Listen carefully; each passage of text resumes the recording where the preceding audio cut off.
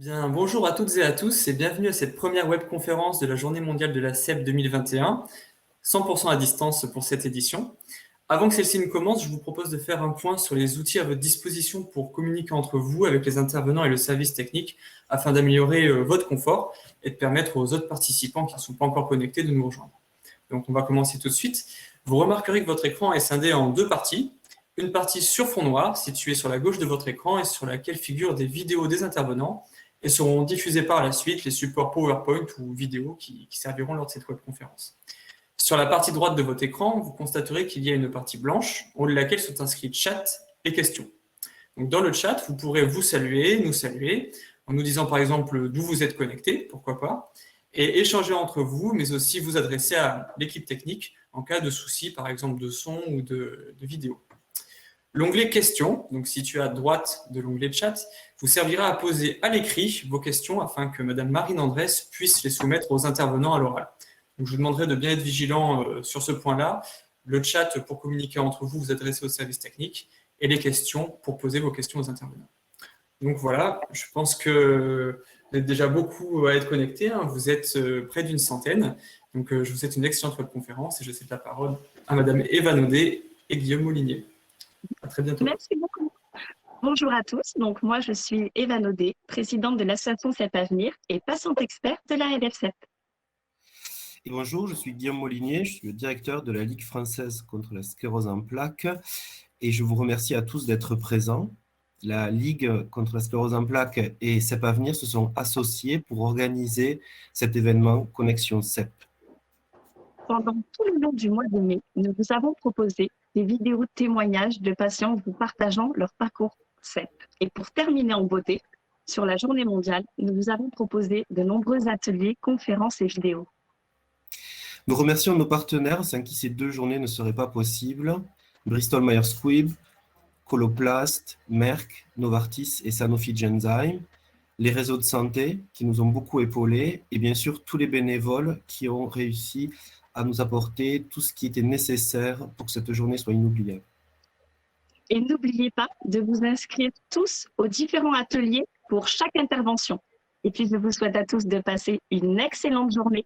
Et n'oubliez pas de rester connectés. À toi, Marie. Donc, bonjour à tous, bienvenue à cette webconférence à l'occasion de la Journée mondiale de la sclérose en plaques dans cette édition 2021. Alors, ce matin, nous avons au programme de cette session plénière deux intervenants. Donc, tout d'abord, le professeur Jérôme Dessès, qui est neurologue au CHU de Strasbourg. Il nous parlera des actualités Covid et CEP. Et en seconde partie de matinée, le professeur Hélène Zéphir, neurologue au CHU de Lille, qui nous parlera des traitements d'aujourd'hui et de demain. N'hésitez pas à poser vos questions dans l'onglet questions tout au long des différentes présentations. Nous récupérerons quelques-unes de vos questions et les différents intervenants, donc le professeur Dessès et le professeur Zéphir, y répondront en direct à la fin de leur présentation. Alors, nous ne pourrons sûrement pas répondre à toutes les questions lors de cette matinée, mais ne vous inquiétez pas, dans un deuxième temps, nous répondrons au reste des questions via une foire aux questions qui sera disponible sur le site de la Ligue. Donc, pour commencer cette première matinée et cette session plénière, un point sur les actualités Covid et CEP avec le professeur Dessès. Professeur, c'est à vous. Merci Marine, bonjour à tous et merci à la Ligue d'avoir organisé cette réunion, certes virtuelle, mais quand même très importante pour faire un point sur cette thématique CEP et Covid qui nous occupe maintenant depuis un an. Malheureusement, on aurait aimé que ce soit du passé, mais c'est encore malheureusement du présent.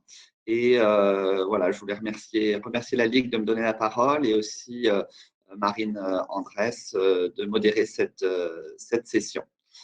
Donc, cela fait maintenant plus d'un an que cette épidémie sévit en France et heureusement, nous commençons à voir le bout du tunnel.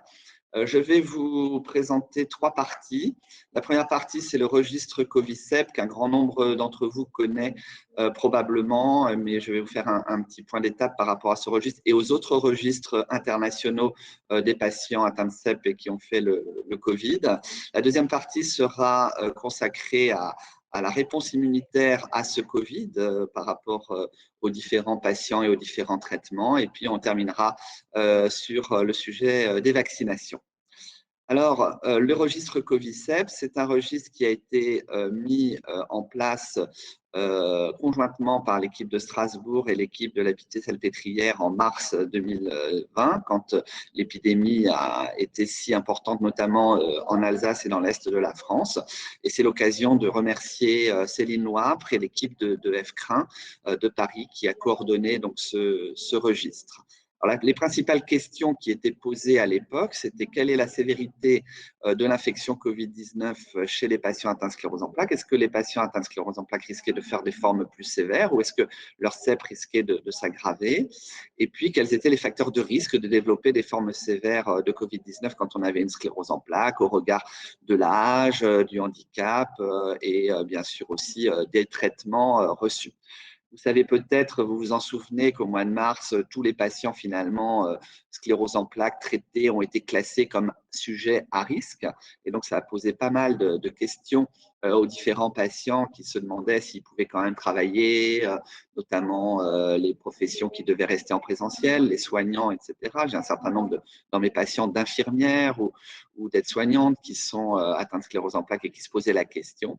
Et donc, ce registre a été fait pour répondre à ces deux questions. Alors, je vous montre simplement comment le registre a été bâti et il a été publié dès le mois de juin 2020, on a eu des réponses. Vous voyez en haut à droite en France un petit peu la répartition lors des deux premières vagues du nombre de patients, donc vraiment l'Est de la France et la région parisienne qui ont été très touchées. Et puis après, il n'y a pas les données de la troisième vague ici, mais le Nord et notamment également Midi-Pyrénées ont été beaucoup, plutôt PACA ont été très touchés. Et donc, on a coté la gravité du Covid chez nos patients. 1-2, c'est des patients qui n'étaient pas hospitalisés et de 3 à 7, des patients hospitalisés, 7 étant le décès. Alors, je vous montre simplement ce diagramme qui est peut-être un petit peu difficile à lire, mais qui montre tout ce qui est à droite est un facteur de risque de forme sévère de Covid-19. Quand on a dit forme sévère, c'est donc des scores 3 à 7. Et vous voyez que les principaux risques, c'est l'âge. Donc, on retrouve vraiment ce critère dans la population générale. Le score EDSS, qui est donc le score de handicap. Donc, plus on a un score de handicap élevé, plus il y a un risque de forme sévère de Covid-19. Mais vous voyez que sinon, par exemple, si on prend notamment les traitements ne favorisent pas tellement des risques de forme sévère de Covid-19. Peut-être juste à l'exception, on y reviendra de toute façon, de ce qu'on appelle les anti-CD20, c'est Ocrevus et rituximab. Mais vous voyez que quand la barre contient le milieu, ça veut dire que ça n'est pas statistiquement significatif. Alors après, ça c'est une analyse qui a été faite en janvier. Depuis, la barre s'est un petit peu décalée vers la droite et on sait que les patients qui sont traités par Ocrevus et rituximab ont un tout petit risque supplémentaire de forme sévère de Covid-19, mais ça reste très modéré. Les corticoïdes également reçus dans le mois précédent l'infection à Covid, vous voyez ici, ont une petite tendance à entraîner des formes un petit peu plus sévères. C'est pour ça qu'on a été durant toute cette période assez modéré dans nos prescriptions de bolus de corticoïdes pour les poussées. On ne l'a fait que quand c'était vraiment indispensable pour les poussées qui gênaient beaucoup les patients. Alors, les autres cohortes qui ont été récemment présentées à l'American Academy, qui était aussi en virtuel, qui devait se passer normalement à San Francisco, mais qui était en virtuel, ont montré des résultats très similaires par rapport à la cohorte française. Vous voyez au milieu de la cohorte française, dans laquelle nous avons eu donc 12,8% de patients hospitalisés, donc des formes 3 à 7, 1% de patients en réanimation et 1,7% de décès. Vous voyez à gauche la cohorte italienne qui est vraiment très proche, 11,2% de patients hospitalisés, 0,7 en réanimation et 1,6 décès. Nous avons eu des cas un peu plus sévères aux États-Unis, vous voyez, 13,9% d'hospitalisés, 5,6 en réanimation et 3,6 décès. Et % de décès. Et ça s'explique probablement par le surpoids qui est un fléau, vous le savez, aux États-Unis et qui est un facteur de risque majeur de forme sévère de Covid-19. Donc, c'est ce qui explique probablement la différence entre les États-Unis, la France et l'Italie, puisqu'on n'a pas le poids exact des patients dans ces différentes cohortes. Alors, si on regarde maintenant sur la cohorte italienne, les patients qui malheureusement sont décédés, donc il y en a 26 sur un peu plus de 1000, donc on est à moins de 2% de mortalité. Vous voyez que la majorité, 13 sur les 26, la moitié, n'avaient pas de traitement. Donc des sujets souvent plus âgés qui n'avaient plus ou pas de traitement. Et vous voyez la répartition des traitements finalement par rapport au décès. Vous voyez que c'est assez équitable selon les différents traitements. Et donc, qu'il n'y a pas vraiment un traitement qui entraîne un risque vraiment supplémentaire de forme sévère et notamment de décès. Alors, je voudrais maintenant vous parler de ce qu'on appelle l'immunogénicité et sclérose en plaques et Covid. C'est la capacité à fabriquer des anticorps. Donc, on a fait une étude à Strasbourg où on a testé, on a fait des sérologies à une centaine de sujets. Enfin, on a proposé à une centaine de sujets, 65 l'ont fait, de faire une sérologie après avoir fait le Covid. Et ce que l'on voit sur ce diagramme, c'est qu'il y a une diminution progressive. Alors, c'est pas un patient n'a pas plusieurs prélèvements, c'est réparti. Mais vous voyez, plus on est loin du Covid et de l'infection, plus on a des anticorps qui diminuent. Mais vous voyez que la diminution, elle est quand même très lente et modérée. Et que finalement, même après un an, pour certains, vous voyez, certains sont à presque 400 jours. En bas, c'est les jours. Et en haut, c'est le taux d'anticorps. Vous voyez qu'il y a quand même des sujets qui, après 350 jours, ont encore des taux élevés d'anticorps. Alors, vous voyez les taux élevés. On parle de taux élevés quand c'est à peu près 200, 150, 100. Je dis ça parce qu'on va y revenir par rapport au vaccin et à l'immunogénicité entraînée par les vaccins. Alors, quand on regarde maintenant les patients qui sont positifs, c'est-à-dire 75% de nos patients étaient encore positifs quand on a fait le test. Vous voyez que quand on n'a pas de traitement, quand on est sous des traitements de type Copaxone, interféron, Aubagio, Tecfidera, Tysabri, on est à peu près à 80% de patients qui restent positifs même à distance de leur Covid, alors qu'avec le Gilenya ou l'Ocrevus ou le Rituximab, on est un peu moins, on est à 50%. Alors, il faut se méfier parce qu'il y a peu de patients dans chaque groupe, mais quand même, ce sont probablement les deux classes de traitement qui diminuent un petit peu la réponse aux anticorps parce que c'est des médicaments qui bloquent les globules blancs de façon un peu plus spécifique. Alors, avec le Gilenya, je pense qu'il faut quand même être prudent parce que, il faut être prudent dans les conclusions puisque on n'a pas eu de forme sévère, particulièrement sous Gilenya, alors qu'on a eu un peu plus de formes sévères avec Ocrevus et Rituximab. Et donc, et même le Gilenya a même été essayé dans un essai thérapeutique comme traitement des formes sévères de Covid-19. Donc, ce n'est pas parce qu'on n'a pas d'anticorps, et je vais y revenir, qu'on n'est pas qu'on est totalement vulnérable et qu'on ne peut pas être immunisé. C'est ce que j'ai voulu montrer sur ce diagramme, sous traitement par Ocrevus et Rituximab. Vous voyez, ça vient d'être présenté au Congrès américain de neurologie. Vous voyez que sous Ocrevus, quand on fait le Covid, on a moins d'anticorps que quand on n'a pas d'Ocrevus. Ça, c'est les anticorps qu'on peut doser dans les laboratoires près de chez nous. Mais en revanche, quand on fait des analyses plus précises, notamment ce qu'on appelle des ELISpot, et qu'on regarde ce qu'on appelle l'immunité cellulaire, qui n'est pas l'immunité anticorps, qui est une autre immunité, eh bien, il n'y a pas de différence significative entre les patients qui sont sous Ocrevus et les patients qui n'ont pas d'Ocrevus. L'immunité est la même. Vous voyez ici sur ce diagramme. Il y a des patients qui ont tout à fait une réponse immunitaire cellulaire sous Ocrevus et d'autres qui n'ont pas de réponse malgré le fait qu'il n'ait pas d'Ocrevus. Donc, quand on fait une sérologie, ça n'est pas représentatif à 100% de votre capacité à être protégé contre le virus, que ce soit après une infection ou que ce soit bien sûr après un vaccin. On va y revenir. Alors justement, maintenant, pour aborder un petit peu le sujet des vaccins, vous savez que dans un premier temps, les patients sclérose en plaques de plus de 50 ans ont été considérés comme prioritaire, tout d'abord sous anti-CD20, rituximab, Ocrevus, puis après sous tout traitement et même sans traitement. Et puis depuis maintenant 3 semaines, 1 mois, tous les patients atteints de sclérose en plaques de plus de 18 ans sont prioritaires. Et puis même les patients de 16 à 18 ans sous traitement immunosuppresseurs sont même maintenant devenus prioritaires. Et vous avez peut-être entendu les informations ces derniers jours qui parlent aussi d'aller jusqu'à 12 ans.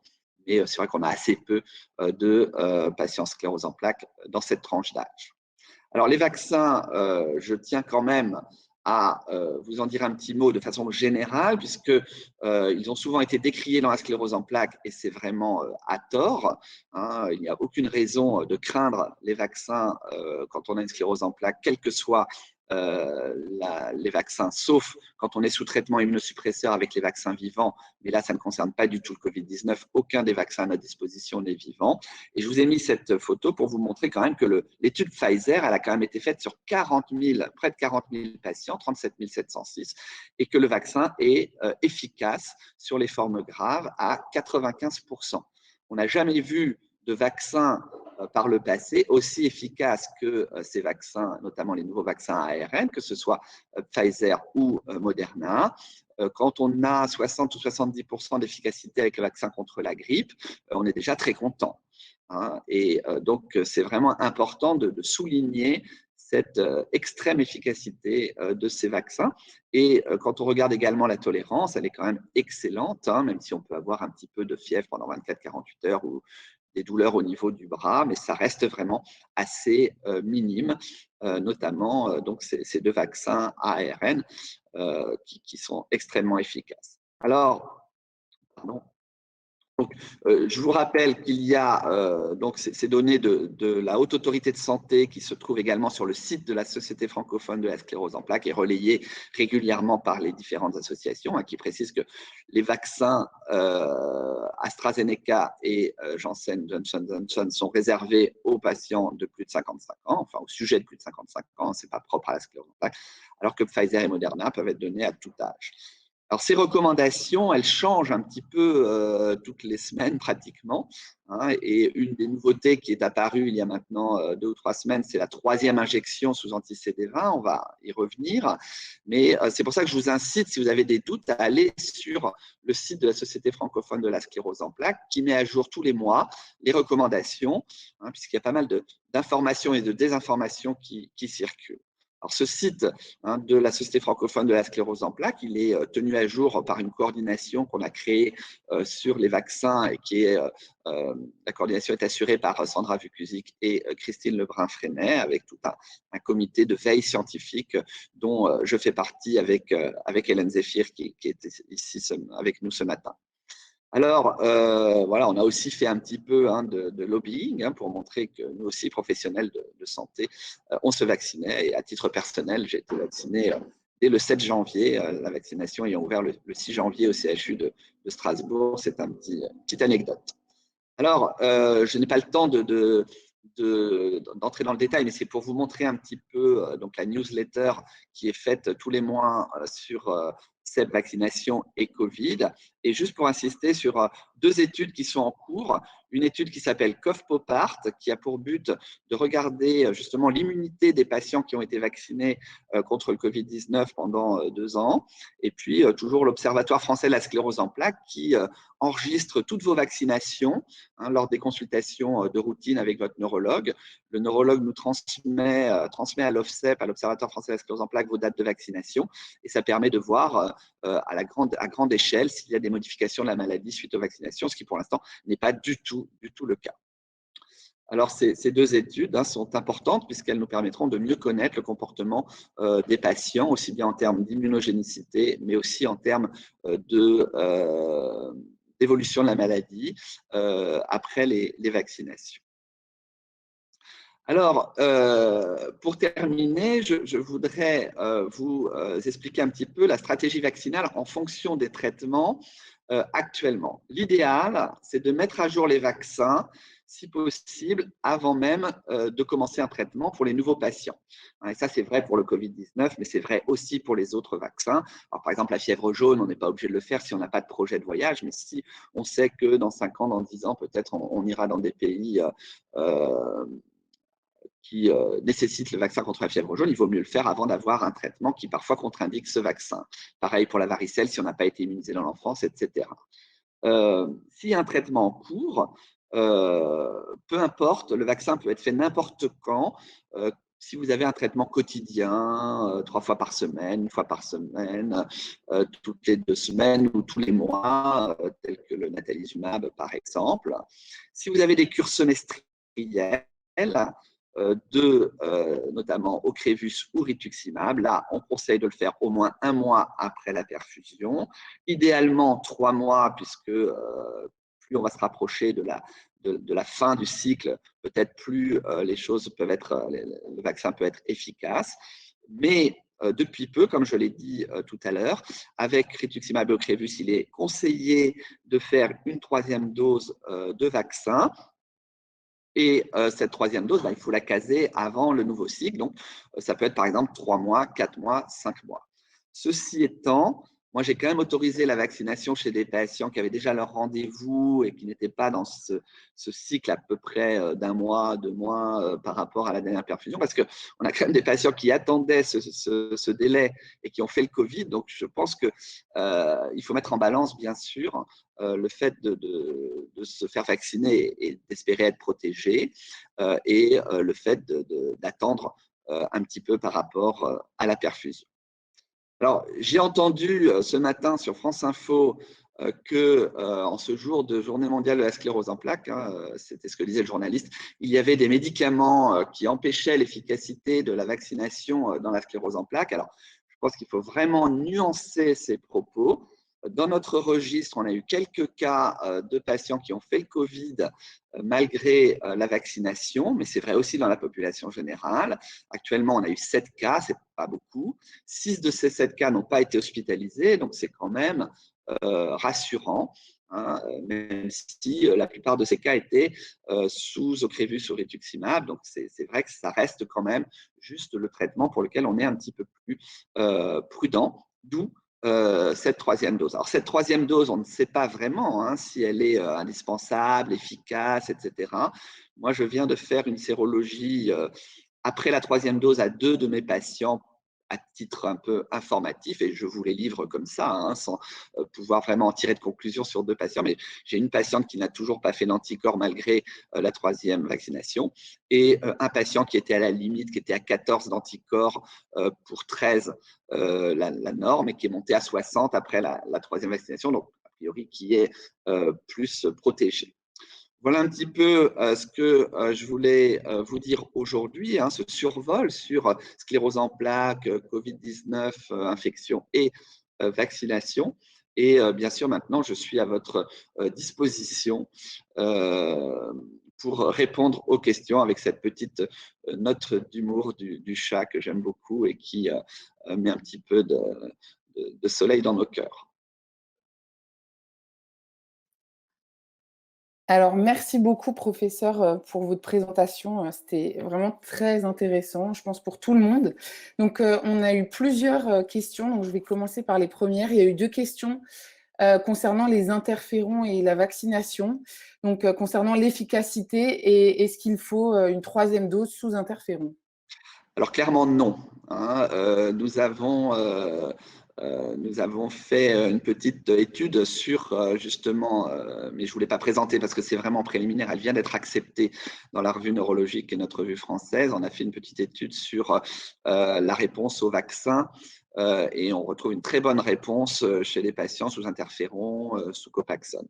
En fait, on retrouve un petit peu les mêmes réponses que les mêmes taux d'anticorps x 10, puisqu'avec le vaccin, on fait 10 fois plus d'anticorps qu'avec le Covid lui-même. On trouve à peu près la même chose que ce que je vous ai montré sur l'immunogénicité. C'est-à-dire que les 2 médicaments, les 2 classes de médicaments qui sont un tout petit peu plus on va dire, sensibles et pour lesquels peuvent se poser la troisième dose. Il y a les anti-CD20, donc là, c'est maintenant quelque chose d'officiel et c'est surtout parce qu'il y a un tout petit peu plus de formes sévères avec ces anti-CD20 et le Gilenya.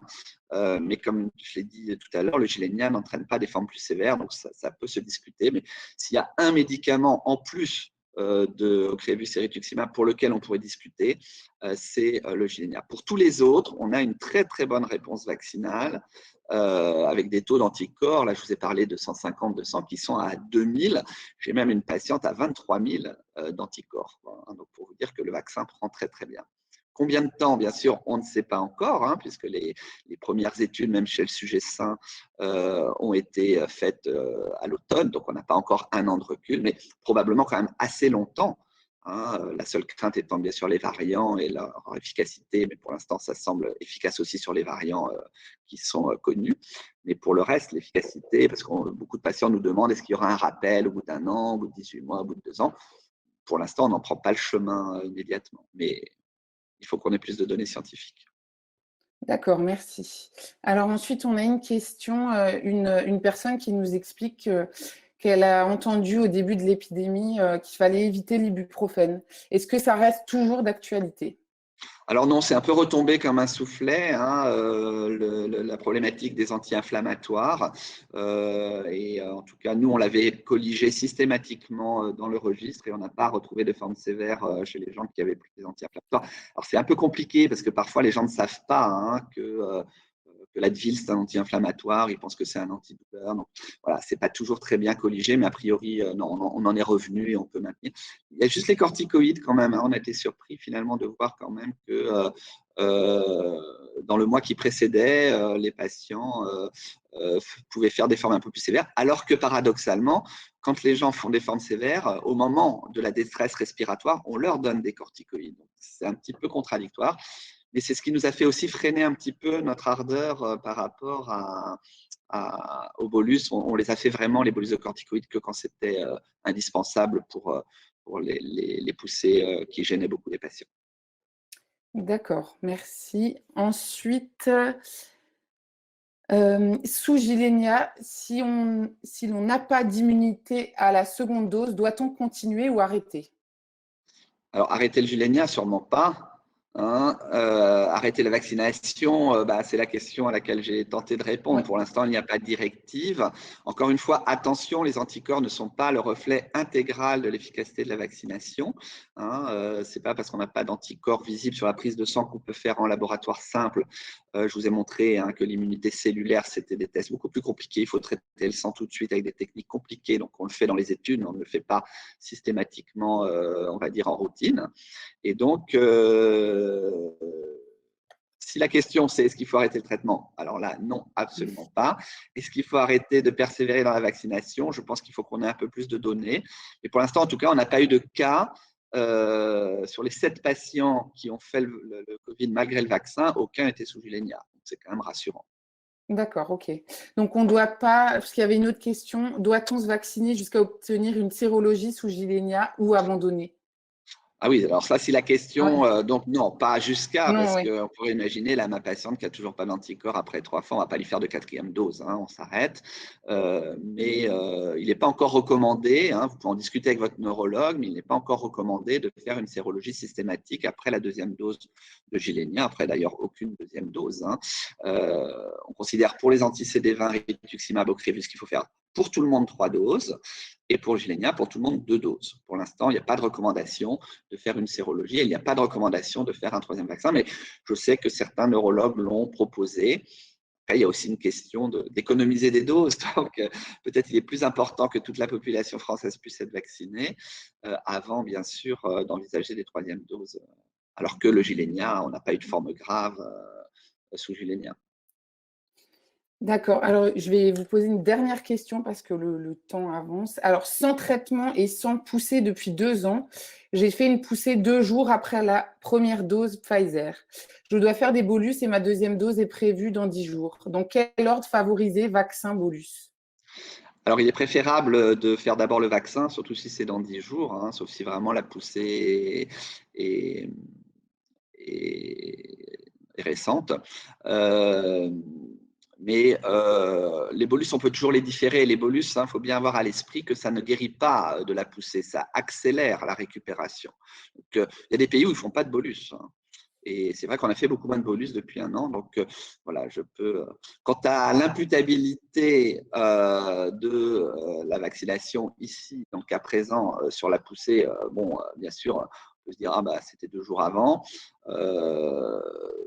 On stimule quand même un peu le système immunitaire. Donc, c'est possible que ce réveil des symptômes soit en partie lié. Et c'est ce qu'on essaye de voir avec le registre OFCEP, hein, c'est-à-dire qu'on note vos dates de vaccination et on va regarder s'il y a plus de poussées finalement chez les gens vaccinés que chez les gens non vaccinés, parce qu'il y a aussi le hasard. Hein. On faisait des poussées bien avant le Covid et il est assez peu probable, sur les données qu'on a pour l'instant, qu'il y ait un risque de poussée après vaccination, parce qu'on a eu beaucoup de patients vaccinés et très peu de poussées finalement.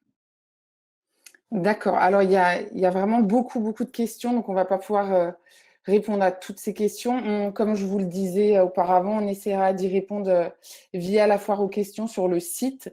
En tout cas, merci beaucoup, professeur De Cesse, pour votre présentation et toutes vos réponses. C'était vraiment très enrichissant. Et nous pouvons donc passer à la deuxième partie de cette matinée concernant les traitements actuels et ceux de demain dans la CEP. Professeur Zéphir, c'est à vous. Merci beaucoup et bonjour à tous. Donc ma partie concerne donc les thérapies de demain et du futur. C'est vrai que c'est une partie qui est projetée et donc bien sûr certaines thérapeutiques vont plus ou moins aboutir. Mais donc ce que je vous propose de faire, c'est un overview, donc une vue d'ensemble des différentes idées thérapeutiques qui sont en cours encore d'exploration avec certaines études cliniques qui vont démarrer. Puis ensuite, on répondra aux différentes questions.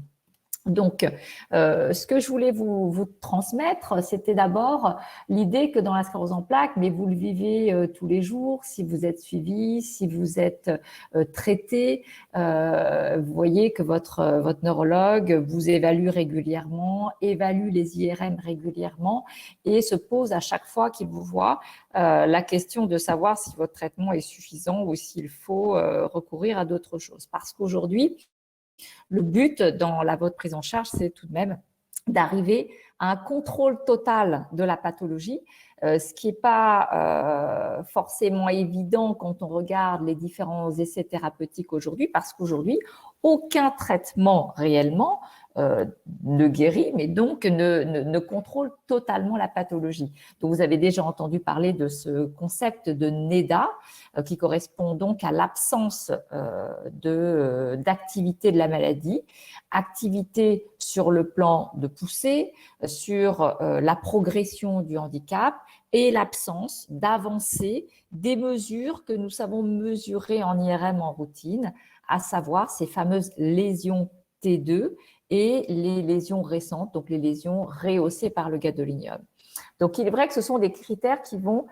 Donc, aujourd'hui, on cherche à contrôler la pathologie et à être un petit peu plus incisif dans les approches.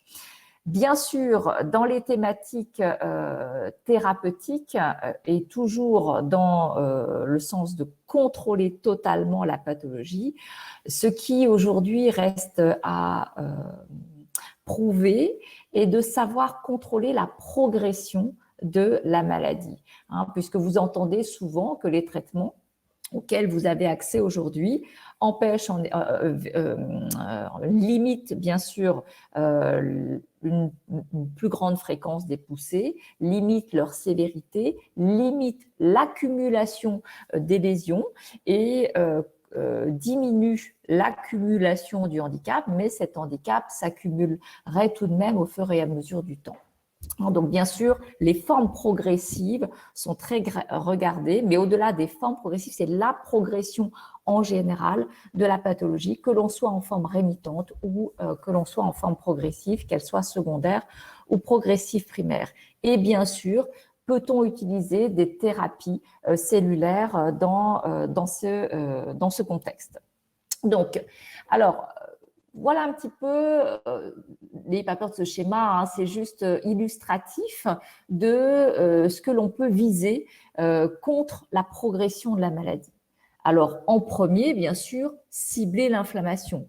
Il est clairement démontré depuis largement 20 ans aujourd'hui, et vous le vivez pour ceux qui sont diagnostiqués donc ces dernières années. Vous vous rappelez, on vous diagnostique la pathologie et dès le premier jour, on vous parle des traitements qu'il faut démarrer le plus précocement possible parce qu'on joue sur le capital neurologique et ce qu'on cible dès le départ, c'est l'inflammation.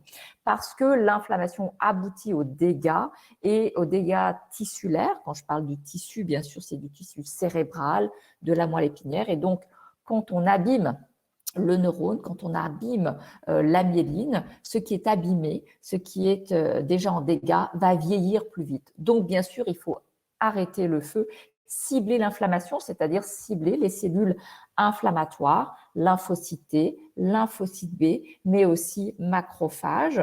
Et donc, ce sont les traitements que l'on démarre très très tôt, notamment dans les formes rémitantes. Ensuite, pour privilégier, pour la contenir et éviter qu'elle continue les dégâts. Secondairement, on peut penser aussi à des actions antioxydantes qui vont intervenir dans les différents paramètres inflammatoires. Quand vous avez de l'inflammation dans un tissu, les cellules, quelles qu'elles soient, neuronales, les cellules de la myéline vont être dégradées, souffrir et émettre des signaux d'oxydation et qui vont ensuite pérenniser l'action de destruction tissulaire. Donc, il y a quelques molécules comme l'acide lipoïque, donc avec une activité antioxydante, qui sont testées actuellement en phase 2. Alors, je vous rappelle, donc les phases 2 thérapeutiques, ce sont des études qui concernent des patients. Donc, on est sorti des phases animales et des phases sur le sujet sain où habituellement on évalue les paramètres biochimiques et pharmacocinétiques. Dans les phases 2, on prend un petit panel de patients et sur un temps limité, on essaye de savoir si le produit peut donner des marqueurs, en tout cas des indices d'un effet. Et les effets qu'on va chercher, c'est surtout si déjà sur les IRM, on contrôle certaines choses, l'accumulation des lésions T2. On peut regarder également quelques effets cliniques, mais les phases 2 sont surtout pour rechercher un marqueur d'effet qui pourrait promouvoir une phase 3 plus large et contenant plus de patients et où là, on va vraiment évaluer l'effet thérapeutique. Bien sûr, dans la phase 2, on évalue également les effets indésirables de ces premiers traitements. Ensuite, on peut cibler aussi les astrocytes. Alors, les astrocytes, ce sont des cellules donc, de soutien au niveau du système nerveux central qui vont également participer à l'inflammation, mais derrière ce que l'on appelle la barrière entre le sang et le cerveau. Vous savez que cette barrière entre le sang et le cerveau, parfois elle s'ouvre liée à l'inflammation et quand vous faites une IRM et que cette barrière est ouverte liée à l'inflammation, il y a des prises de gadolinium. Il faut savoir que au fur et à mesure de l'inflammation qui se chronicise dans les tissus, eh bien cette barrière après de façon chronique peut se refermer, mais l'inflammation derrière peut se poursuivre et donc les patients peuvent faire des aggravations et malgré tout en IRM, on ne voit pas de nouvelles inflammations parce que ces astrocytes sont derrière cette barrière et peuvent promouvoir une inflammation beaucoup plus larvée et peuvent aboutir à une progression de la maladie et notamment du handicap. Et certaines molécules ciblent ces astrocytes comme le siponimod. Alors le siponimod, c'est une molécule qui est de la même famille que le fingolimod, que certains ont, donc le Gilenya, sauf que ce siponimod vise d'autres récepteurs. Le fingolimod est surtout anti-S1P1. Le siponimod vise les mêmes anti-S1P1, mais également les anti-S1P5, peu importe les chiffres, mais vont viser un peu plus les astrocytes, d'où les effets potentiellement donc intéressants qui ont été mis en avant par l'étude EXPAND dans les formes secondairement progressives, mais gardant une activité inflammatoire. Hein, donc voilà. Ce que l'on peut viser également, c'est la neuroprotection. La neuroprotection, donc, c'est protéger les neurones, la myéline de leur destruction. Alors, il y a des essais par un antibiotique, la minocycline, qui donne des marqueurs intéressants hein, de contrôle de l'atrophie, notamment cérébrale. Il y a des idées encore un peu controversées quant à la chélation, comme on dira, du fer. Alors, pourquoi le fer? Eh bien, lorsqu'il y a des dégâts tissulaires, eh bien, on voit des dépôts de fer. Alors, pourquoi le fer? C'est en général un marqueur de fonctionnement actif des macrophages. Alors, les macrophages, vous en avez entendu parler, ça fait partie du groupe des cellules inflammatoires et lorsqu'elles s'activent, lorsqu'elles prennent la myéline, qu'elles le dégradent, elles fabriquent du fer. Et donc, les questions sont dans le fait de savoir si ce fer n'est qu'un marqueur de dépôt des macrophages en action et si ce fer est délétère et si en l'enlevant, on peut permettre de meilleures potentielles réparations tissulaires. Attention, c'est un peu controversé parce que chélater le fer, donc enlever le fer, peut aussi donner des effets indésirables d'anémie, d'autres ordres. Donc voilà, ce sont, encore une fois, le topo a pour but de vous donner les différentes idées exploratoires actuelles. Ce que vous devez retenir, c'est ce que l'on souhaite aujourd'hui, c'est vraiment arrêter la pathologie et notamment en termes de progression. Et outre l'action anti-inflammatoire, c'est toucher d'autres secteurs, protéger les neurones, cibler cette inflammation derrière la barrière hémato-encéphalique par différentes méthodes.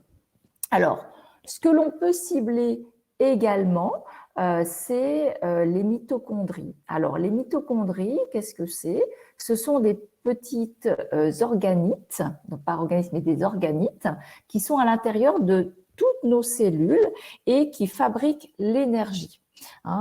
Qui fabriquent l'énergie pour que, notamment, nos neurones puissent transporter leurs nutriments, puissent conduire les influx nerveux, etc. Lorsqu'il y a des dégâts tissulaires, inflammatoires, ces mitochondries vont donc être détruites et donc précipiter la mort du neurone. Et donc, l'idée à venir est également, dans un but également de neuroprotection, d'essayer de protéger ces mitochondries pour qu'elles puissent contribuer à peut-être la continuité du tissu, voire sa réparation. Enfin, et souvent vous posez les questions des processus de remyélinisation qui sont à venir. Bien sûr, des molécules existent déjà et sont en cours toujours d'évaluation pour vérifier si cela a un effet de promouvoir la remyélinisation. Ce sont les anti-LINGO-1, par exemple, qui sont testés depuis nombreuses années déjà et qui, pour l'instant, échouent un peu à montrer un signal effectif, clinique en tout cas. En sachant que là aussi, j'insiste, mais on pourra en reparler avec vos questions, la myéline est importante lorsque le neurone sous-jacent est encore vivant. Sur un neurone qui est très dégradé, de remyéliniser ce neurone ne va pas le faire revivre. Donc, c'est très important d'évoquer les processus de remyélinisation, un peu comme les anti-inflammatoires, extrêmement précocement. C'est pour ça aussi que les premières études qui ont démarré il y a quelques années avec les premières molécules pro-remyélinisantes, comme l'anti-LINGO-1, démarraient chez des formes qui venaient juste de démarrer de sclérose en plaques, où les dégâts étaient peu précoces pour essayer de savoir si on pouvait aider à réparer ces tissus qui venaient juste d'être abîmées. Mais en tout cas, toutes ces molécules que vous voyez inscrites ont pour but de contrôler la progression et ces études sont également en cours. Alors, je voulais simplement faire un petit focus sur quelques molécules à venir qui sont regardées d'un peu plus près parce que les effets, notamment dans les phases 2, sont prometteurs. Vous avez peut-être déjà entendu parler et peut-être certains d'entre vous sont déjà inclus dans ces différentes études. Ce sont les BTKI. Alors, BTKI, ça veut dire inhibiteur de tyrosine kinase de Bruton.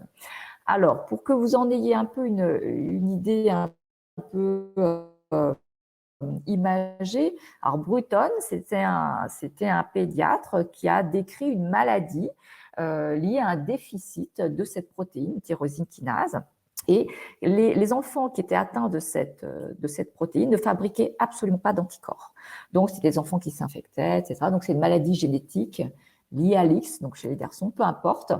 Mais donc, du coup, on redécouvre cette protéine qui est la tyrosine kinase de Bruton et qui est tout à fait importante, indispensable à la survie, à la prolifération, à la différenciation donc des lymphocytes B, un lymphocyte que vous commencez à bien connaître puisque certains d'entre vous sont sous ocrelizumab ou rituximab déjà, donc vous savez qu'on vise ces cellules-là dans la lutte contre la sclérose en plaques. Donc le BTKI est un autre moyen d'y parvenir, en sachant que ces BTKI sont aujourd'hui déjà utilisés en hématologie de longue date, dans les leucémies lymphoïdes chroniques, dans certains lymphomes, et également en médecine interne, dans certaines pathologies rhumatismales et lupus. Donc aujourd'hui, dans la sclérose en plaques, il y a des phases 2 qui ont été terminées, des phases 3 en cours. Ces BTKI, là je vous en montre un exemple, en tout cas montrent que dans les formes rémittantes et également dans les formes secondairement progressives avec poussée, aurait un effet en tout cas intéressant quant à contrôler en tout cas les paramètres inflammatoires que nous connaissons en IRM. Donc, les phases 3 sont en cours et nous verrons si cette molécule, qui est une molécule orale, donc c'est un anti-B, c'est une procédure orale, puis peut confirmer son intérêt dans le contrôle de la progression de la maladie, aussi bien en termes d'activité clinique et IRM que d'évolutivité du handicap.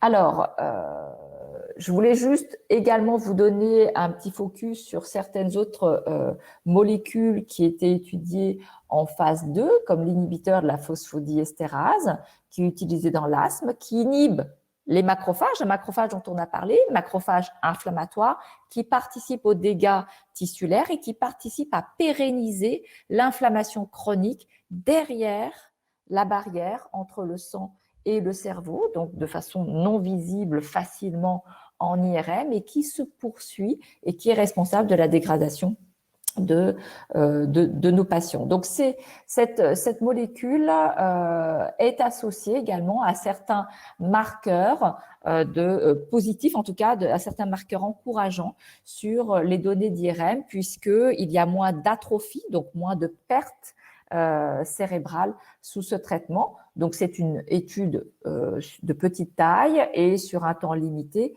qui devrait être complétée par une phase 3 à venir.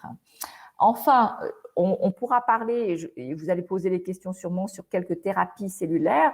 Alors, vous posez souvent des questions sur les greffes de cellules souches. Je vous rappelle qu'il y a deux types de cellules souches. Il y a la greffe de cellules souches hématopoïétiques, donc cellules sanguines, qui est une procédure thérapeutique extrêmement active sur le plan anti-inflammatoire, qui est aujourd'hui tout à fait dédiée à une population nichée de patients qui a une forme très agressive de sclérose en plaques et ne répondant pas à des premières lignes de traitement au pluriel.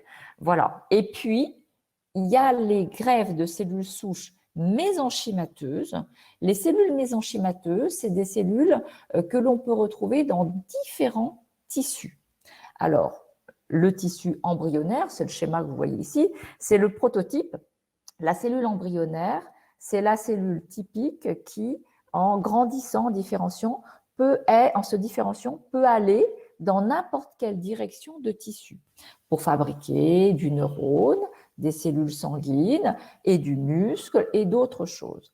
Mais par ailleurs, dans les tissus, chez vous, chez l'adulte, chez nous, si on prend des cellules, notamment du muscle, des cellules des graisses, par exemple, il y a certaines cellules souches qu'on appellera pluripotentes, qui sont marquées parce qu'elles sont très jeunes, et celles-ci, on peut, en les cultivant, les faire, les diriger vers des cellules que l'on souhaiterait, en tout cas neuroprotectrices, remyélinisantes, etc. L'intérêt de ces cellules, c'est qu'elles pourraient également avoir des actions immunomodulatrices. Alors attention, hein, ces greffes de cellules souches mésenchymateuses sont encore extrêmement exploratoires. Et aujourd'hui, donc notamment, c'est l'équipe de Rennes qui va essayer de monter une étude dans les années à venir pour savoir si on peut mieux comprendre cette greffe-là, mais c'est encore tout à fait exploratoire. Voilà. Eh bien, ce que je vous propose de faire, c'est d'arrêter là le diaporama descendant et on peut discuter de vos questions. Alors, merci beaucoup, hein, professeur Zéphir. C'était vraiment très enrichissant, très intéressant pour nous tous, je pense. Alors, je vais commencer la première question. Comme vous parlez des greffes de cellules souches, alors il y a une personne qui demande le risque et le bénéfice vraiment des cellules souches hématopoïétiques. Alors, la greffe des cellules souches hématopoïétiques. Alors, il faut vous expliquer un petit peu le principe. Hein, grosso modo, le principe, l'idée, c'est d'enlever toutes vos cellules autoréactives. Donc, vos cellules inflammatoires dans la sclérose en plaques, il y a des cellules T et des cellules B qui sont autoréactives, dirigées contre le système nerveux central. Et donc, l'idée, c'est de s'en débarrasser. Mais si on ne fait que s'en débarrasser, votre système immunitaire va continuer à produire parce qu'il est éduqué comme ça.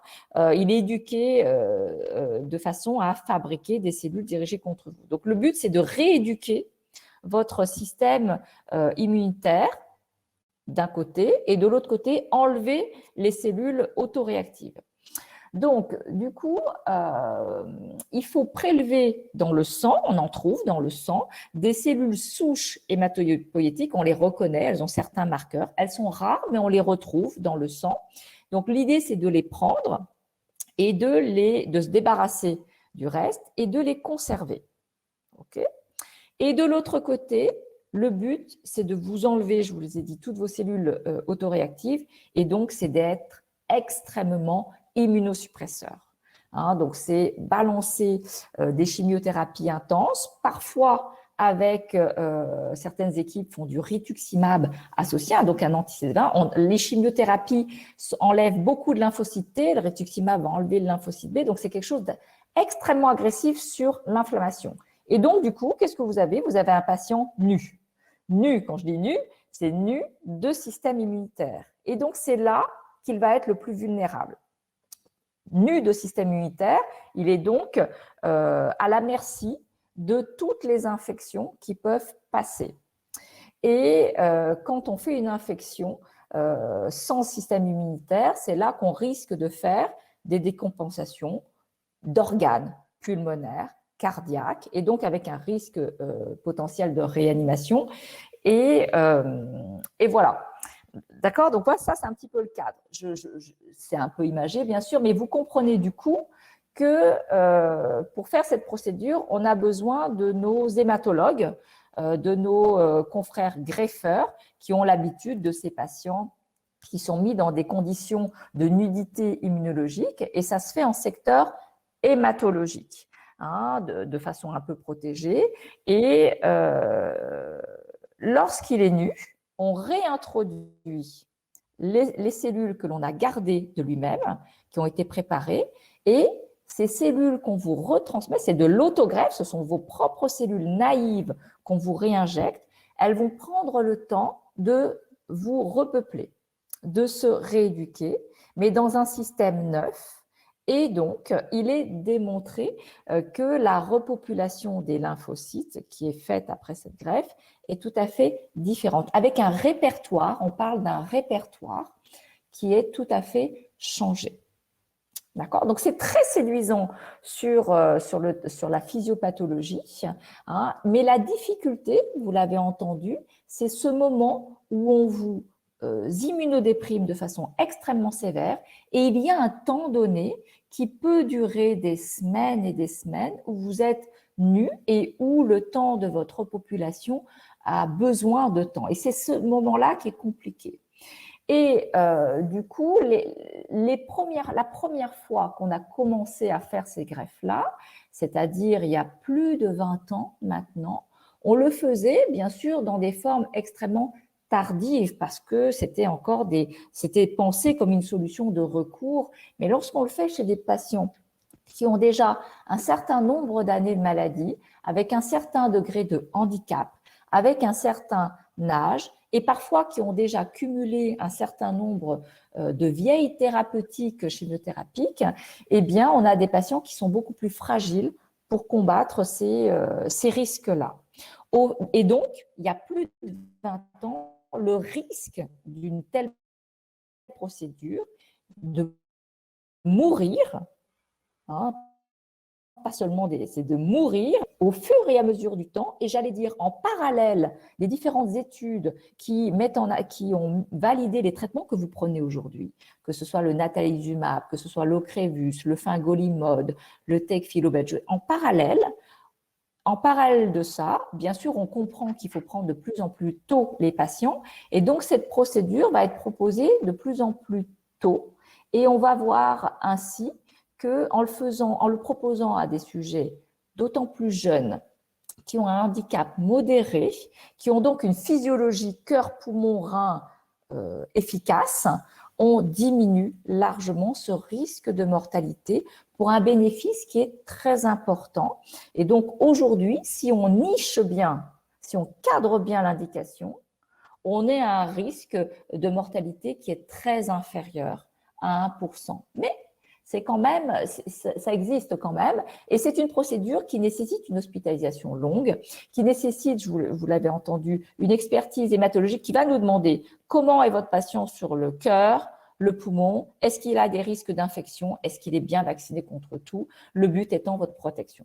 Donc c'est pour ça que c'est un petit peu entre deux, que ça reste une procédure qui est très intéressante parce qu'elle permet de contrôler la pathologie dans son entièreté pour un grand nombre des patients si on le fait dans les bonnes conditions et si la décision se fait de façon extrêmement précise. Donc, la sélection du patient est très importante. C'est pour ça aussi qu'il y a une réunion de concertation pluridisciplinaire nationale pour discuter de ces cas. Donc voilà, et il faut que le centre greffeur soit tout à fait habilité à cela. Alors, je vous remercie parce que je pense que vous avez répondu à plusieurs interrogations des participants, donc c'est super. Alors, il y a une prochaine question. Alors là, c'est plutôt sur un symptôme qui est la fatigue. Il y a des personnes qui nous expliquent que c'est un symptôme très handicapant au quotidien. Et donc, il y a 2 personnes qui demandaient est-ce qu'il y a des perspectives de traitement pour ce symptôme? Alors, vous avez raison. Vous avez raison, Marina. La fatigue, c'est la plus grande, c'est la plainte la plus importante des patients. Alors, le problème du terme fatigue, c'est que ça cache énormément de choses. Donc, bien sûr, il faut le mettre en avant quand vous voyez votre neurologue. Et cette fatigue, il faut que vous compreniez qu'elle a différentes dimensions. Il y a la fatigue, et ce n'est pas forcément les patients les plus handicapés sur le plan physique qui sont fatigués. D'accord? Et on a des patients qui ont un score EDSS à 0 et qui sont extrêmement fatigués. Mais tout simplement parce qu'avec un score EDSS à 0, la vie est celle de quelqu'un de normal, mais avec une personne qui a des lésions cérébrales. Et donc, pour parvenir aux mêmes performances physiques et cognitives, donc intellectuelles, d'un patient, d'un sujet normal, vous avez pas tout à fait le même capital neurologique et du coup, vous avez un système qui fonctionne sans trop de marge, vous voyez. Donc, il y a déjà ça. Ensuite, quand moi j'ai un patient qui se plaint de cette fatigue, alors j'ai bien cela en tête, la maladie est associée et est responsable de cette fatigue et tout doit être mis en jeu pour diminuer le plus possible cette fatigue. Alors, comment on doit faire? Le but, c'est vraiment d'analyser. Alors, pourquoi est-ce que le patient est fatigué? Le patient, il peut être fatigué de toute façon sur le plan physique. Quelqu'un qui a une raideur à la marche, qui a des troubles sensitifs, qui met en jeu des problèmes d'équilibre, peut aboutir à une plus grande fatigabilité parce que les muscles ne sont pas suffisants pour compenser. D'accord? Donc, il faut bien analyser le patient comme ça. Lorsqu'il y a une fatigue qui est liée à un physique qui n'est pas parfait, il faut prendre toutes les mesures antispastique s'il le faut, kinésithérapie. La kinésithérapie est très importante, notamment chez les gens qui ont un déficit moteur ou un déficit sensitif et de l'équilibre. Le kinésithérapeute ne va pas vous rendre votre motricité, ne va pas vous rendre votre sensibilité ni l'équilibre que vous avez perdu. Par contre, il va compenser tout ça. Et une façon de le compenser, c'est de renforcer les muscles qui fonctionnent bien, les muscles du dos et vos postures. Corrigez vos postures parce que de traîner une jambe qui fonctionne mal, de chercher toujours son équilibre, peut vous donner des postures vicieuses qui vont être douloureuses. Et ça va pérenniser votre fatigue. Après, il y a aussi la fatigue de ceux qui ont du mal à dormir parce qu'ils doivent se lever 3 fois par nuit pour uriner. D'accord? Donc ça, la fatigue fait partie de la sclérose en plaques, mais si en plus il faut se lever 2 fois, 3 fois en ayant à chaque fois des difficultés de réendormissement, c'est un problème. Ça veut dire que les troubles vésico-sphinctériens ne sont pas réglés de façon optimale et il faut absolument s'y attacher. D'accord? Il y a tout cela. Également, quelqu'un qui a un handicap et qui met toute son énergie le matin à faire sa toilette, tout simplement, il faut essayer de faire un transfert d'énergie. C'est-à-dire que les aides sont importantes à discuter. Même si parfois, je sais que pour les patients, ça peut paraître intrusif et je le comprends bien. Mais ce qu'il faut comprendre, c'est que c'est vraiment du transfert d'énergie. Quelqu'un vient aider une personne pour sa toilette, eh bien, l'énergie qui n'a pas été utilisée pour ça peut être rebasculée sur des choses plus intéressantes dans la vie quotidienne. Les outillages peuvent être utilisés pour limiter la fatigue. Parfois, l'utilité d'une canne pour les plus invalidés de nos patients ou l'utilisation d'un fauteuil roulant ne va pas diminuer, ne va pas aggraver le handicap, va réaliser un transfert d'énergie. D'accord? Quand vous avez décidé d'aller à la plage, mais que vous n'êtes capable que sur une digue et que vous n'êtes capable que de marcher 100 mètres et difficilement, il vaut mieux utiliser votre canne pour aller, un fauteuil roulant pour aller du parking à la digue, par exemple, et ensuite faire les quelques marches ou même le reste sur le long trajet. Et c'est là où les rééducateurs sont très importants. Parce que, outre l'outillage qu'ils parlent, qu'ils décrivent et qu'ils expliquent bien mieux que nous, ils ont une façon de vous le présenter aussi qui peut être différente du neurologue qui vous fasse travailler également l'outil. C'est comme les lunettes, c'est pas ça qui va aggraver votre vue, ça va vous aider dans la gestion de votre quotidien. Donc, la fatigue, en effet, c'est la gêne la plus importante. Et le plus important, c'est d'en discuter avec votre médecin, votre neurologue, pour essayer de l'analyser et de savoir ce que l'on peut régler. Bien sûr, derrière la fatigue, il y a aussi la fatigue psychologique qu'il faut savoir aussi prendre en compte. Merci beaucoup. Ensuite, nous avons une question concernant les formes primaires progressives et secondairement progressives. Concernant les traitements, les futurs traitements, est-ce qu'il y a des perspectives et une personne qui nous dit quels sont les nouveaux traitements pour les formes secondairement progressives à part le rituximab? Alors, donc en effet, donc pour les formes progressives primaires, aujourd'hui, c'est vrai, la seule thérapeutique qui est mise en avant, c'est celle de cet anti-CD20, donc le rituximab. Aujourd'hui, donc ça reste le principal élément. Et ce qu'il faut bien comprendre dans les formes progressives, si vous avez retenu un petit peu ce que je disais au départ, c'est qu'aujourd'hui, forme progressive ou pas, on traque l'inflammation. On traque l'inflammation. Et donc, vous avez ces surveillances IRM régulières qui traquent l'inflammation parce que si on arrive à attraper l'inflammation, c'est là où on peut proposer une thérapeutique anti-inflammatoire. Alors, ça ne répond pas à tout, bien sûr, et j'ai bien entendu la question de mais qu'est-ce qu'on a, qu'est-ce qui va arriver pour contrôler la progression du handicap? Alors, c'est un petit peu ce que vous avez vu un petit peu en amont, hein, il y a les BTKI, qui sont en cours d'évaluation, y compris dans les formes progressives primaires. Le but de ces BTKI étant d'essayer d'agir sur cette inflammation à laquelle on n'a pas accès. Vous avez déjà entendu parler dans les formes progressives, qu'elles soient secondaires ou progressives primaires, de ces amas qu'on appelle les follicules méningés, que l'on retrouve au niveau des méninges et qui sont l'illustration de cette inflammation chronique derrière la barrière. Alors, l'intérêt des BTKI, je ne l'ai peut-être pas bien souligné tout à l'heure, c'est que ça passe la barrière hémato-encéphalique et donc ça peut rentrer dans le tissu cérébral. Donc, on en espère une action, mais on verra bien sûr l'aboutissement de ces études.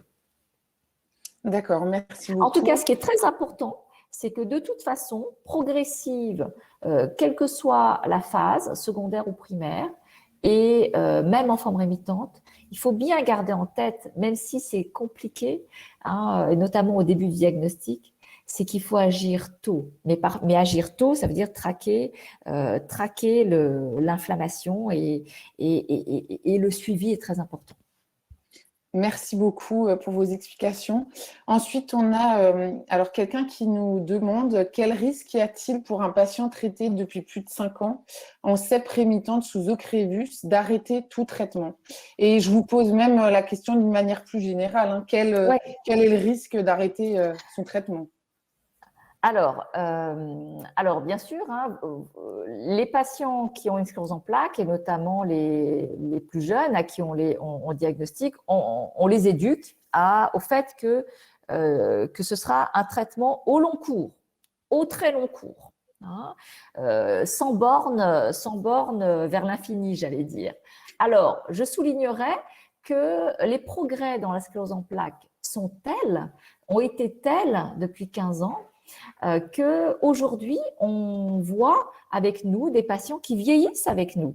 Il y a des patients ça commence sous Ocrevus un petit peu, parce que certains ont eu du Ritux avant, ça commence un peu sous natalizumab, mais aussi sous les autres traitements, on a des patients qui vont bien et qui commencent à dépasser les âges de 60 ans et qui commencent à faire des trucs de personnes âgées, d'ailleurs, et qui vont bien. Et donc, actuellement, une des questions qui vous montre aussi le progrès qu'il y a eu, c'est qu'en raison du vieillissement de ces personnes qui sont traitées de très longue date et qui vieillissent comme des personnes âgées de la population générale et qui posent du coup d'autres problématiques du sujet âgé, la question est de savoir si on peut faire une désescalade thérapeutique. Alors, les rhumatologues sont très habitués à ça, mais ce n'est pas tout à fait les mêmes pathologies et ils ont un recul plus long que nous pour ces traitements biothérapiques. Et d'ailleurs, c'est très intéressant de regarder leur expérience. Mais aujourd'hui, on a quelques études qui sont en cours ou en cours de validation. Il y a une étude dans les formes secondairement progressives. Parmi vous, il y en a peut-être qui y participent. C'est l'étude STOP-ICEP, dont le but est de savoir si on est dans une forme secondairement progressive, mais traitée encore par d'anciennes molécules, mais stables depuis au moins 3 ans, stable cliniquement et en IRM, est-ce que ça vaut le coup de poursuivre? Mais c'est une étude qui essaye de répondre. Donc, ils sont tirés au sort, certains arrêtent, certains n'arrêtent pas, et nous verrons s'il y a la possibilité de désescalader, en sachant encore une fois que ce sont des patients d'un certain âge. Il y a une étude que souhaiteraient faire nos confrères de Strasbourg et avec Jérôme Dessès que vous avez entendu tout à l'heure, mais ce n'est pas encore validé. L'idée germe donc d'évaluer certains patients dépassant un certain âge quand même, au-delà de 50 ans, qui ont une forme rémitante et qui sont stables depuis un certain temps. Je ne vous donnerai pas les détails de toutes ces études qui sont en cours d'écriture, de savoir si on peut faire de la désescalade. Mais ce que je veux vous dire, c'est qu'on arrive aujourd'hui à une question de désescalade parce qu'on voit des patients aller drôlement bien depuis longtemps. Alors attention, ce qui veut dire qu'aujourd'hui, les patients chez qui on vient de diagnostiquer la pathologie, l'idée d'un traitement au long cours doit rester. Maintenant, on va revenir sur, bien sûr, l'Ocrevus, mais ça peut être la même chose sur Tysabri ou pour l'autre ou pour d'autres. Est-ce qu'il faut continuer forever? Donc aujourd'hui, on ne le sait pas vraiment. Ce qui sera précisé, en fait, sous Ocrevus, parce que sous natalizumab, on a plus la réponse déjà. C'est-à-dire que sous natalizumab, on sait très bien que si on arrête le natalizumab, on revient à l'activité antérieure. Et ça a bien été démontré entre 2005 et 2010, suite aux problématiques des LEMP, n'est-ce pas? Sous Ocrevus et sous rituximab, des réflexions sont en cours pour essayer d'apprécier, en effet, si au bout d'un moment, la déplétion, donc l'action biologique qui est réalisée, est-ce qu'elle peut être associée à un motif de traitement plus allégé? Alors, soit en dose, soit en espacement et d'intervalle. Donc, à l'ECTRIMS, donc la grande messe de la sclérose en plaques internationale l'année dernière, il y a eu des études barcelonaises, notamment très intéressantes, qui promouvaient en tout cas des doses beaucoup plus faible de rituximab. Mais donc, c'est en train d'être évalué, mais il faut que ce soit évalué parce que, bien sûr, ce qui est important, c'est on veut bien baisser, mais ce n'est pas au prix de nouvelles lésions en IRM. D'accord? Alors, cette désescalade est en réflexion dans la sclérose en plaques. Ce n'est bien sûr actuellement pas tellement en discussion dans les pathologies telles que la NMO, si certains patients nous écoutent aujourd'hui. Merci beaucoup. Ensuite, nous avons… Alors, on a beaucoup de questions. C'est bien. On a une autre question concernant les vaccins à ARN messager. Sont-ils une piste dans le traitement de la CEP? Alors, pour l'instant, non. Alors, les vaccins, alors c'est vrai que l'ARN messager est propice à plein de pistes et d'idées innovantes thérapeutiques. C'est-à-dire que vous avez une séquence d'acide nucléique qui est en fait une recette pour fabriquer des protéines. D'accord? Donc, voilà. Donc, tout le truc, après, c'est de vérifier ce qu'on peut fabriquer en protéines, parce qu'on pourrait imaginer qu'elle puisse fabriquer des protéines de myéline, mais après, il faut que cette myéline puisse s'accrocher, être fonctionnelle, être mise là suffisamment tôt sur un neurone qui est encore vivant, etc. Donc, ça ouvre beaucoup de pistes à la production de protéines et pourquoi pas de protéines cellulaires également. C'est une idée, mais aujourd'hui qui est tout à fait exploratoire. Il y a des thérapies, ça fait partie il y a certaines thérapies géniques dans certaines maladies orphelines qui sont pensées aujourd'hui comme ça en utilisant des vecteurs qui peuvent aller produire des protéines qui manquent. Ce qui n'est pas le cas dans une sclérose en plaques. Donc, l'idée d'un sclérose en plaques, c'est peut-être de réfléchir en effet à certains mécanismes cellulaires. Donc voilà, donc c'est une idée en effet, l'idée de pouvoir produire des protéines, mais laquelle? D'accord, intéressant en tout cas. Ensuite, nous avons une question, enfin quelqu'un qui demande si vous pourriez aborder les traitements contre la spasticité. Alors, contre la spasticité. Alors, la spasticité, certains d'entre vous qui ont cette spasticité ont déjà eu l'effet parfois de la kinésithérapie, premier plan. Hein, la kinésithérapie lutte contre les chaînes les chaînes tendineuses en fait, hein, et donc vous avez des travaux d'étirement qui luttent contre cette spasticité. Ensuite, vous avez bien sûr de façon très classique les antispastiques oraux, Lioresal, Dantrolène, qui s'introduisent progressivement. Pourquoi? Pour éviter certains effets hépatiques et aussi surtout chez des patients qui sont parfois raides. Quand on enlève la raideur, eh bien, il reste qu'une faiblesse. Et donc, on ne veut pas faire chuter les patients. Hein, donc, c'est pour ça que parfois, c'est compliqué. On a un patient qui est extrêmement raide et on ne va pas lui donner le baclofène, on ne va pas lui donner le dantrolène parce qu'on sait que cette raideur, parfois, l'aide à se maintenir debout. Et si on enlève la raideur, alors il ne reste plus que le déficit. D'accord? Il y a ça. Donc là, on parle de la spasticité pure et dure. D'accord? Donc, ensuite, quand on a parfois une spasticité très focale, hein, sur un varus séquin, vous savez, un pied qui rentre un petit peu dedans et qui peut être douloureux, ou bien certains ont des douleurs sur une spasticité très précise sur les adducteurs, eh bien, parfois, quand c'est très focal comme ça et quand c'est pas toute la jambe qui est tendue, comme ça, qui est raide, eh bien, il peut y avoir un effet bénéfique de la toxine botulinique. Hein. La toxine botulinique, ça s'injecte localement, donc dans le muscle, hein, et donc ça a une action vraiment focale et pas du tout sur l'ensemble du membre. Et donc, quand il y a une spasticité très focale, ça peut être très intéressant.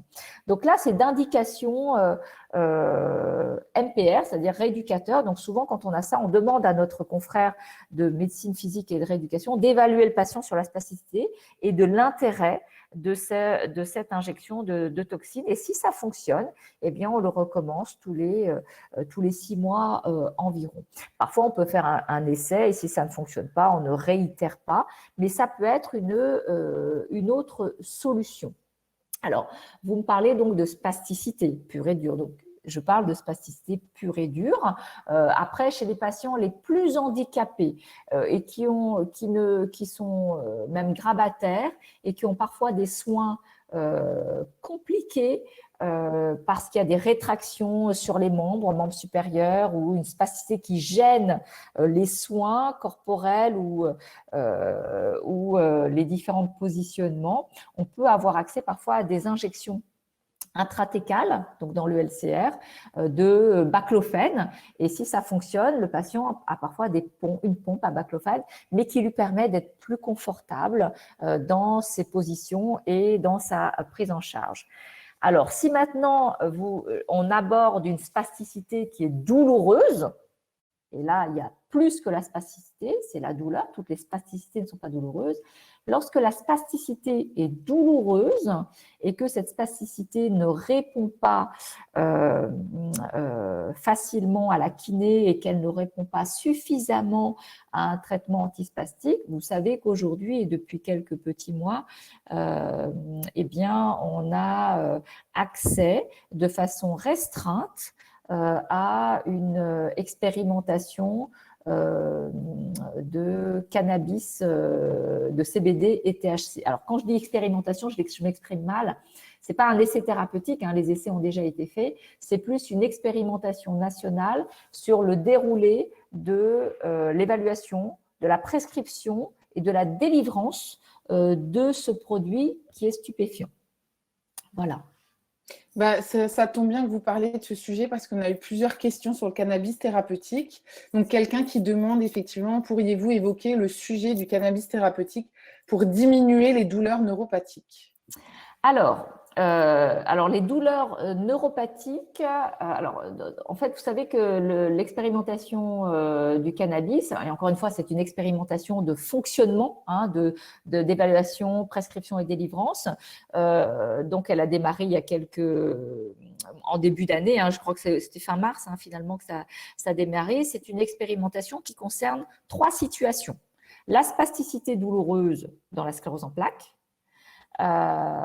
quelques rares épilepsies, mais je vais pas m'y attarder, et puis les douleurs neuropathiques rebelles. Okay. Et donc, sont associés à cette expérimentation du cannabis, alors les épileptologues et les centres antidouleurs.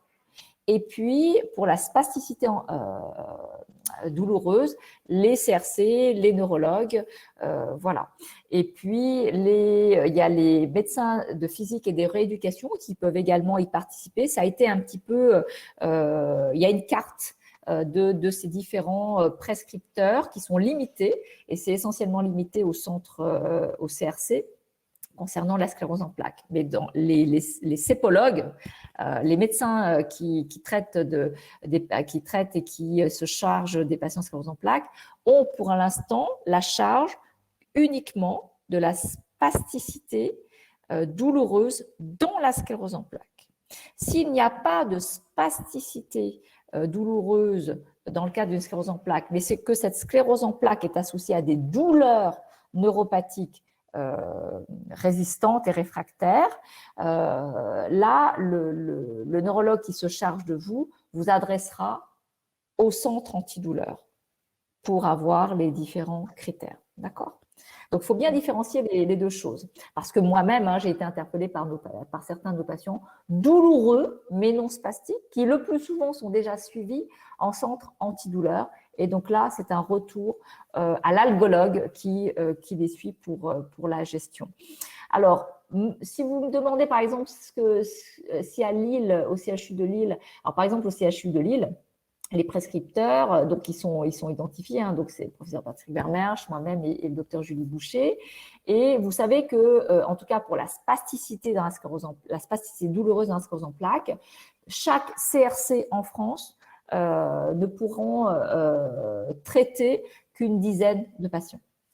Donc pour l'instant, on en a fait. Moi, je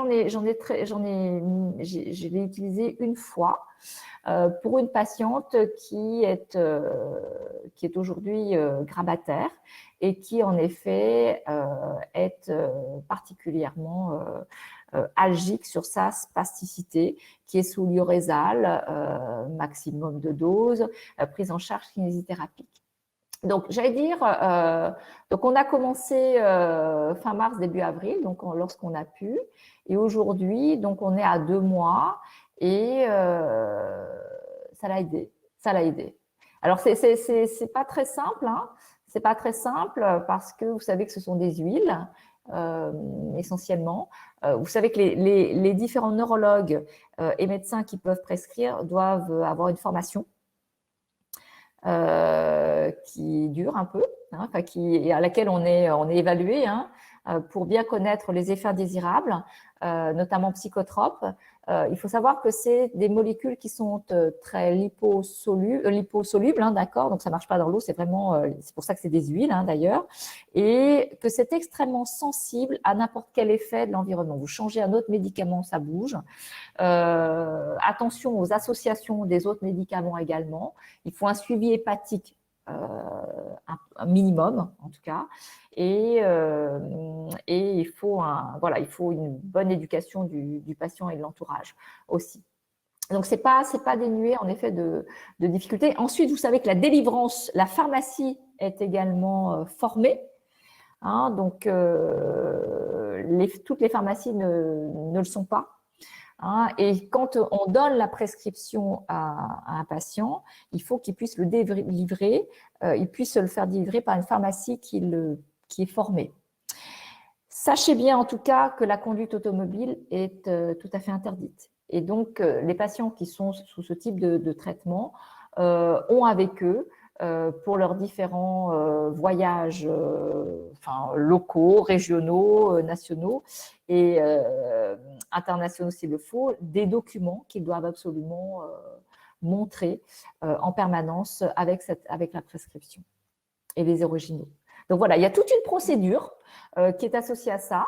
Donc, c'est une expérimentation, donc vous avez bien compris, de fonctionnement et extrêmement cadrée et dont on fera le point au bout de quelques nombreux mois. On a régulièrement une réunion entre les différents CRC pour vérifier un petit peu ce qui en est. Voilà. Et D'accord. donc, voilà, Pardon, c'est tout. Pardon, je vous ai coupé. Non, mais c'est tout, c'est tout, c'est tout. Ben, je vais rester dans la même thématique parce qu'il y a quelqu'un qui parle du CBD. Est-ce Oui. que ça permet de soulager les douleurs?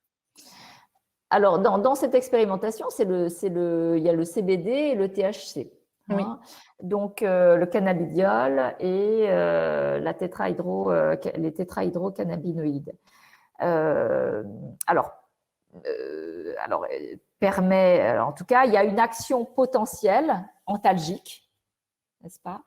La grande difficulté, c'est bien sûr les effets psychotropes, qui sont surtout avec le THC, hein, bien sûr, avec des effets euphorisants qui sont tout à fait à maîtriser hein, et qui sont délétères. Le problème du CBD, c'est plus sédatif.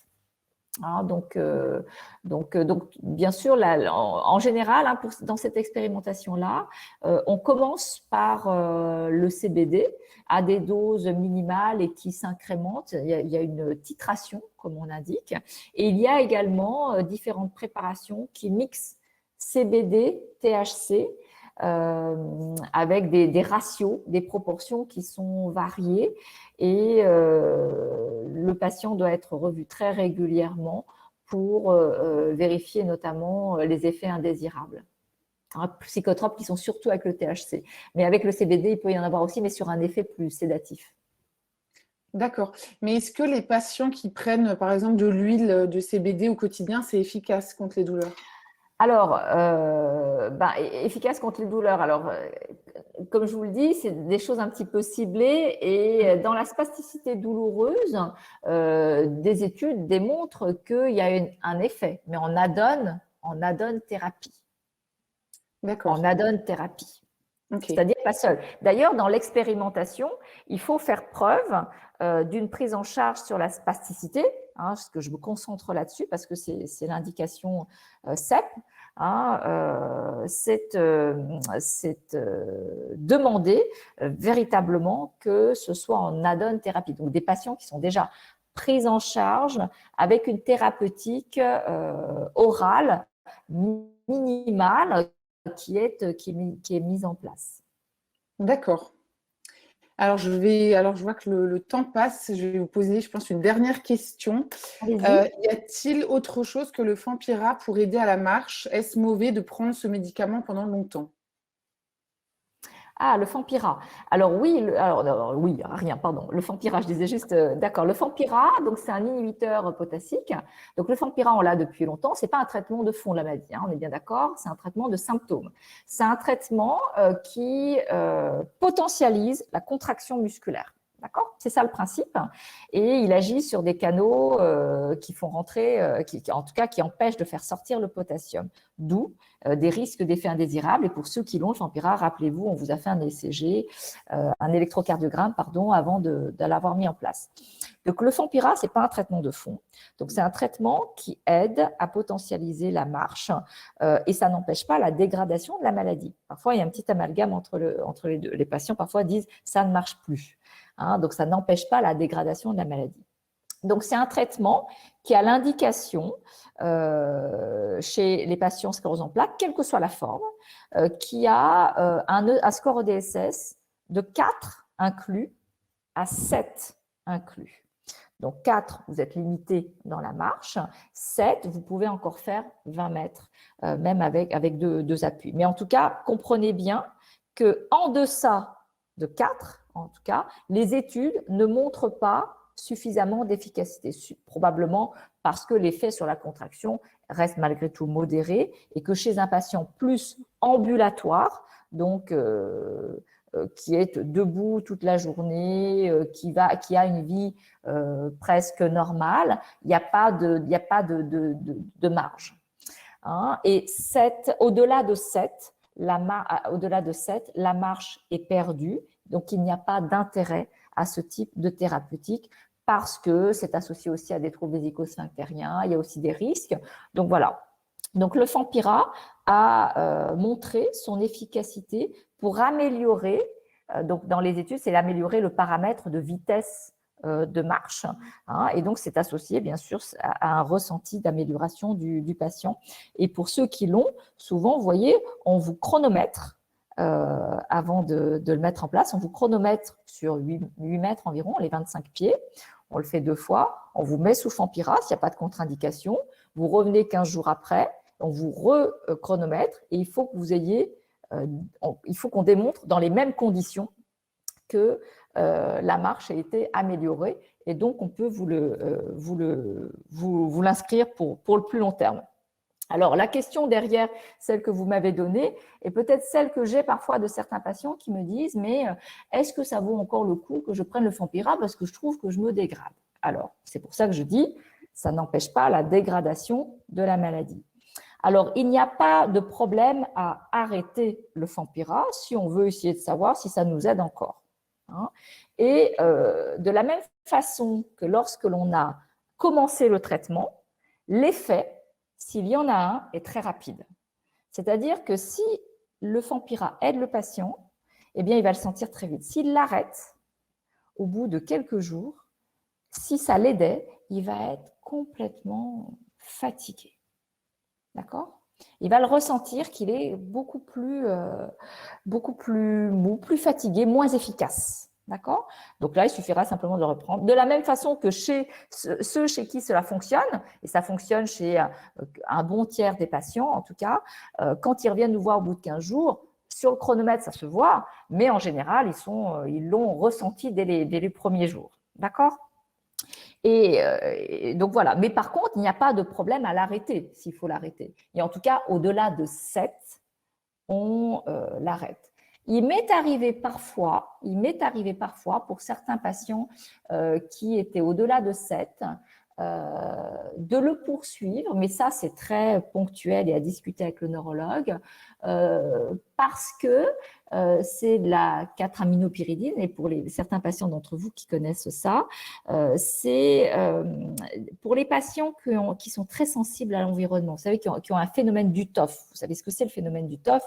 C'est le fait que quand vous avez de la fièvre, tout votre état neurologique se dégrade, ou voilà, dès que vous êtes contrarié, tout votre état se dégrade. Donc pour certains patients, notamment très sensibles à la température qu'ils peuvent avoir en cas d'infection, même qui ne dure pas mais qui les met KO, eh bien parfois on laisse ce type de thérapeutique parce que ça diminue ce phénomène de TOF. Mais c'est très rare qu'on le laisse quand même. Voilà. D'accord, bah, merci en tout cas. Alors je vais quand même je vais dépasser le temps, mais je vais vous poser une vraiment dernière question, parce que c'est une question qui est revenue vraiment plusieurs fois. Concernant les aspects cognitifs et les troubles émotionnels, existe-t-il des traitements?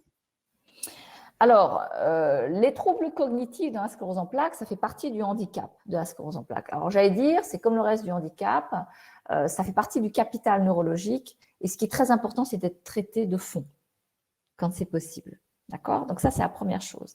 Après, lorsque vous avez une plainte cognitive, et je parlerai de l'émotionnel après, quand vous avez une plainte cognitive, une plainte de mémoire, une plainte d'attention, que ce soit vous ou votre entourage, il faut absolument en parler à votre neurologue. Le but étant d'arriver à une évaluation d'abord, de savoir s'il existe réellement un trouble ou non, et de quel type de trouble il s'agit. Dans la sclérose en plaques, il est très classique d'avoir des difficultés d'attention, hein, et quand on est moins attentif, on se souvient moins, d'accord, et également d'avoir un certain ralentissement de la vitesse de traitement des informations. Et donc voilà, donc il faut essayer de bien étayer ça, et ça peut se faire grâce à une évaluation neuropsychologique qui souvent sera bien faite. Elle peut être faite en partie par le neurologue, mais qui va faire du dépistage, mais elle est bien mieux évaluée par l'équipe de neuropsychologie. D'accord? Pourquoi? Alors parce que la neuropsychologue va faire toute une batterie d'évaluations des performances intellectuelles, mémoire, et elle va évaluer avant votre état émotionnel, d'anxiété et aussi d'humeur.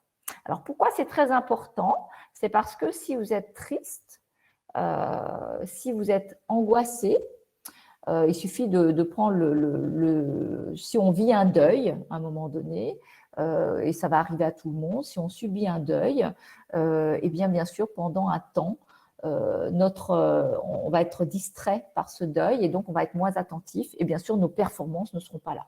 Et puis le temps va passer, le deuil va être fait et puis on va être revenu à nos préoccupations. D'accord? Donc d'être triste, d'être anxieux diminue nos performances et du coup les performances associées à une dépression ou à de l'hyperémotivité ne va pas pouvoir être concluant. D'accord? Et lorsque maintenant il n'y a pas de troubles émotionnels, pas de dépression, pas d'anxiété, on a des difficultés cognitives qui sont mises en avant, c'est très important de les pointer. D'abord, ça permet de faire prendre conscience en effet qu'on n'est pas fou, qu'il y a bien un souci. D'accord? Et ensuite, on peut travailler ces difficultés-là et on peut, comme en kiné pour le reste, comme ce qu'on a dit tout à l'heure, on peut compenser. Parce que les réseaux sont là, mais les chemins sont parfois un petit peu plus compliqués et donc on peut s'aider de certaines rééducations, entre guillemets, qui seront faites par des orthophonistes parce qu'elles sont éduquées à cela et que leur prise en charge est possible par la sécurité sociale. Donc les orthophonistes vont détailler ce qui fonctionne bien et compenser. Eh bien, par exemple, quelqu'un qui a l'impression de ne plus savoir rien faire et d'être perdu quand il a une vie normale. Et une vie normale, vous savez, vous répondez au téléphone en même temps que votre enfant vous parle et en même temps que quelqu'un essaie de vous dire quelque chose. Enfin, donc, vous faites 3 choses à la fois. Eh bien, ces 3 choses, vous pouvez les faire, mais il va falloir les faire les unes après les autres. Ça va vous aider à la prise de notes. Donc, l'orthophoniste va vous faire compenser un petit peu vos troubles en vous les faisant analyser et en vous aidant à restructurer votre façon de fonctionner. D'accord?